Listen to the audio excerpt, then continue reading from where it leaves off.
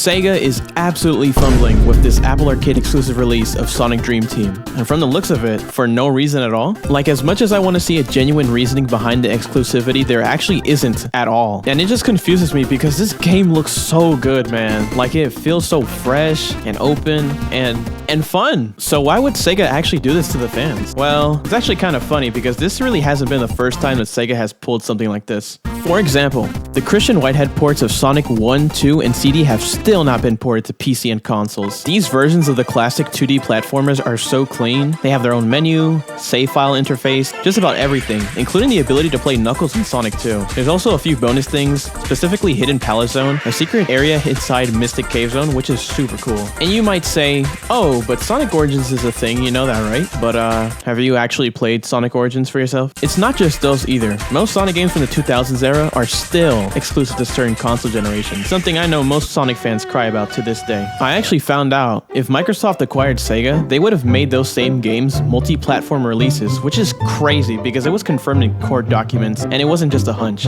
It actually would have happened. But for now, play upscaled 4K Unleashed on your Xbox Mini Fridge X. Now back to the Apple Arcade thing. This sucks. I saw a video recently about why Sonic Dream Team is exclusive to Apple Arcade, and the guy explaining it basically said it was to avoid microtransactions, which would make sense except for one small thing. Apple Arcade is a subscription itself. $6.99 a month for the library of games that they offer, which, if I'm being honest with you, I literally only care about this game and nothing else, so it's already a waste to me. But honestly, forget the subscription thing. The possible excuse of the microtransaction hell mobile games contain can easily be dealt with by just making it a one-time payment like Minecraft or Stardew Valley, games that are not only both very successful, but are on pretty much any platform you could possibly think of, which is something I can also see Sonic Dream Team possibly do. Now, the game itself is actually being developed by a company called Hardlight, which is the same name behind the Sonic Dash games and Sonic Forces Speed Battle, which honestly, based on the trailer itself, seems to be a huge shift of quality. It's almost hard to believe it. But I also know that microtransactions exist in all the games that I just mentioned, so who knows what's going to be in Dream Team, honestly. But there could still be hope, because thankfully, Apple Arcade exclusives don't always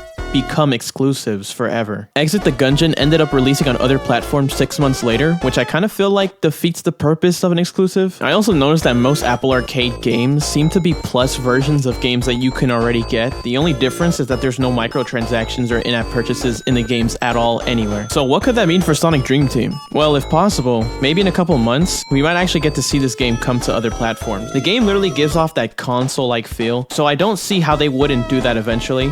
But again, the game is by Hardlight, and other than the PC port of Sonic Dash from years back, it might just stay stuck on iOS, which I'd like not to think about personally. iPhone emulator, anyone? But that's my thoughts on this Sonic Dream Team stuff. What are your thoughts? Do you think it's going to come out on other platforms? Do you even care about this game? And would you buy it? Let me know down in the comments. If you ended up enjoying this video, consider liking and subscribing. It would have been a lot. We just reached 600 subscribers a few days ago. We're getting closer to 1,000 subscribers, and I can't thank you guys enough. You're all awesome. That's all for today. Thanks for watching. Finish out. Perfect.